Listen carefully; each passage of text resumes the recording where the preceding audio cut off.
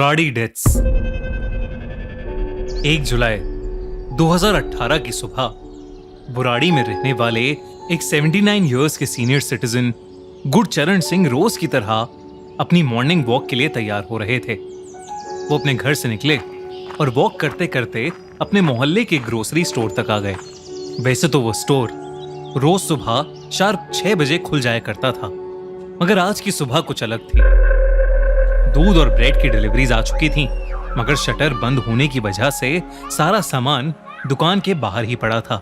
वो दुकान उस मोहल्ले में रहने वाली चुंदावत फैमिली ओन करती थी। गुरचरण जी पिछले 22 सालों से उस फैमिली के पड़ोसी थे और पिछले कई सालों से चुंदावत फैमिली का कोई ना कोई सदस्य रोज सुबह 6 बजे दुकान जरूर खोल देता था। और तो और चुंदावत फैमिली का एक मेंबर रोज गुरचरण सिंह जी के साथ वॉक पर भी आया करता था, मगर उस दिन वो भी नहीं आया और ना ही उसने फोन उठाया। तब गुरचरण जी को थोड़ा डाउट हुआ और वो चुंदावत फैमिली के घर चले गए। चुंदावत हाउस का गेट खुला पड़ा था। गुरचरण जी जैसे ही अंदर गए वैसे ही उन्होंने वहां कुछ ऐसा देखा जिससे उनके रोंगटे खड़े हो गए। अगले ही कुछ मिनटों में चुंदावत हाउस के बाहर बहुत सारी भीड़ इकट्ठी हो गई थी। इसी बीच कुछ पुलिस ऑफिसर्स भीड़ में से लोगों को धक्का देकर चुंदावत फैमिली के घर तक का रास्ता बना रहे थे। दरवाजा खोलने पर जो पुलिस और आसपास के लोगों ने देखा, वो देखकर सबकी आंखें फटी की फटी रह गईं। चुंदावत फैमिली के 11 लोगों की डेड बॉडीज एक साथ एक ही कमरे में लटकी मिली। 10 बॉडीज छत से टंगी हुई थीं। सबके हाथ पैर पीछे वायर से बंधे हुए थे और आंखों पर पट्टी बंधी हुई थी। इन 10 लाशों के अलावा घर की सबसे बूढ़ी औरत अंदर वाले कमरे में पड़ी हुई मिली। ये सब क्यों हुआ, कैसे हुआ, इन सब चीजों का राज खोलने से पहले उस फैमिली के बारे में थोड़ा जानना जरूरी है। चुंदावत फैमिली ओरिजिनली तो राजस्थान से थी, मगर 1999 से वो दिल्ली में रह रहे थे। दिल्ली में उनका काफी सक्सेसफुल प्लाईवुड बिजनेस था और एक ग्रोसरी स्टोर भी था। चुंदावत फैमिली बहुत ही हेल्पफुल और खुश मिजाज नेचर की बताई जाती थी और उन्हें कभी भी पैसों के मामले में कोई दिक्कत नहीं थी। परिवार की सबसे बड़ी मेंबर 75 साल की नारायणी देवी थी, जिनके 2 बेटे थे, भवनेश और ललित। उनकी शादियां सविता और टीना नाम की 2 औरतों से हुई थी।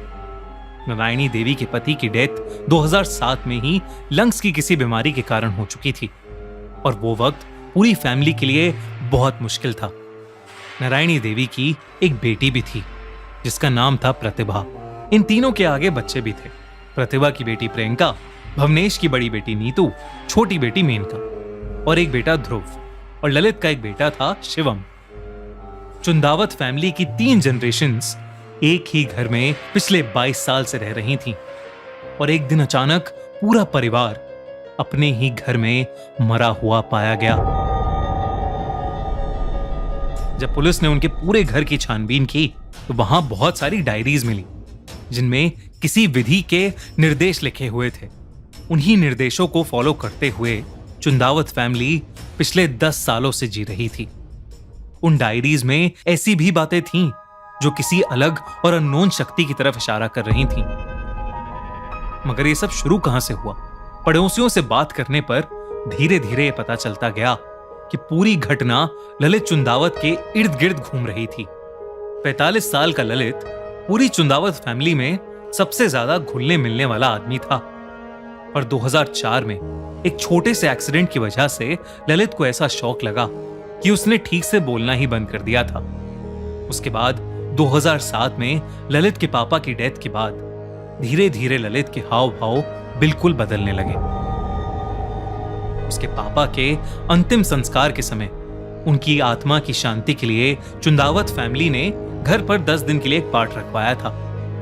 पाठ के सभी दिन ठीक जा रहे थे, मगर एक दिन प्रार्थना के बीच में ललित उठा और बहुत जोरों से ओम चिल्लाने लगा। ठीक वैसे ही जैसे उसके गुजर चुके पापा ओम का जाप किया करते थे।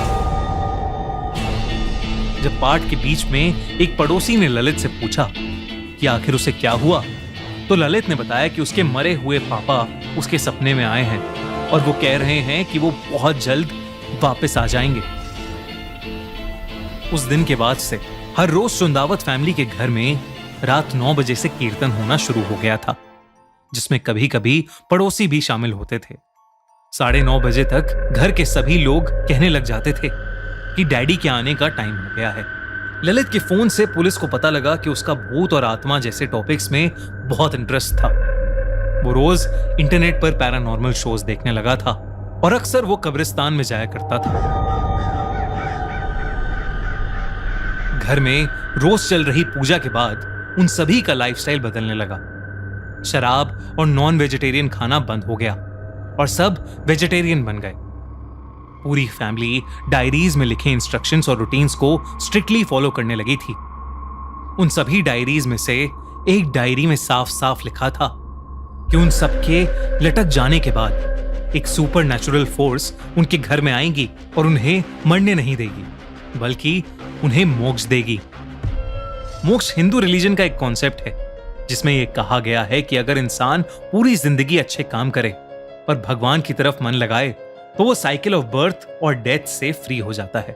डायरी में क्लियरली लिखा था कि उन्हें लटकने से 6 दिन पहले से लगातार क्या करना था ताकि वो आखिरी दिन खुद को घर की सीलिंग से पूरी विधि अनुसार लटका सके। मौत का वक्त थर्सडे या संडे रात 12 से 1 बजे के बीच में होना चाहिए था। डायरी के फाइनल एक्ट में लिखा था कि जब जमीन कांपेगी और आसमान फटेगा तो मैं तुम्हें बचाने आऊंगा। सबसे अजीब बात तो ये थी कि कुछ लोगों ने यह भी दावा किया कि डायरीज में जो भी इंस्ट्रक्शंस लिखी गई हैं वो ललित की हैंडराइटिंग थी ही नहीं। तो फिर वो सारे इंस्ट्रक्शंस इतने सालों से डायरी में कौन लिख रहा था? क्या वो सारी डायरीज उनके पापा भोपाल सिंह लिख रहे थे, जिनकी 2007 में ही डेथ हो गई थी? यहां तक कि जिस रात पूरी फैमिली ने मिलकर खुदकुशी की या उनका मर्डर हुआ, उस रात घर के बच्चे और औरतें बाहर दुकान से स्टूल्स और वायर्स लेकर घर के अंदर जाते हुए सीसीटीवी कैमरा में देखे गए थे। वही स्टूल्स और वायर्स जिनका इस्तेमाल उन्होंने उस रात डायरी के इंस्ट्रक्शंस फॉलो करके सीलिंग से लटकने में किया था। तो क्या उन्हें पहले से पता था कि वो मरने वाले हैं? पुलिस को धीरे धीरे पूरा भरोसा होने लगा था कि ललित चुंदावत को साइकोसिस डिसऑर्डर था। साइकोसिस डिसऑर्डर एक दिमाग की बीमारी है जिसमें इंसान सच्चाई से अलग एक भ्रम की दुनिया में जीने लगता है। इस बीमारी में लोगों को हैलुसिनेशंस भी होते हैं। पुलिस का तो यह भी मानना था कि पूरी चुंदावत फैमिली को ही शेयर्ड साइकोसिस डिसऑर्डर था, जिसमें सब लोग पेशेंट को फॉलो करने लग जाते हैं क्योंकि वो एक दूसरे के बहुत करीब होते हैं और सारे लोग पेशेंट पर भरोसा करने लगते हैं। मगर क्या ये सच में पॉसिबल है कि पूरी चुंदावत फैमिली इस भ्रम की शिकार होने लगी थी? कई लोगों को इस थ्योरी पर बिल्कुल भरोसा नहीं था। इस पूरी घटना के लगभग सारे ही सवाल बस एक रहस्य बनकर रह गए हैं, एक ऐसी भयानक कहानी बनकर जिसने पूरी दिल्ली को हिलाकर रख दिया था। आपको क्या लगता है, क्या हुआ था उस रात बुराड़ी में? हमसे कमेंट्स में अपनी थ्योरी शेयर कीजिए।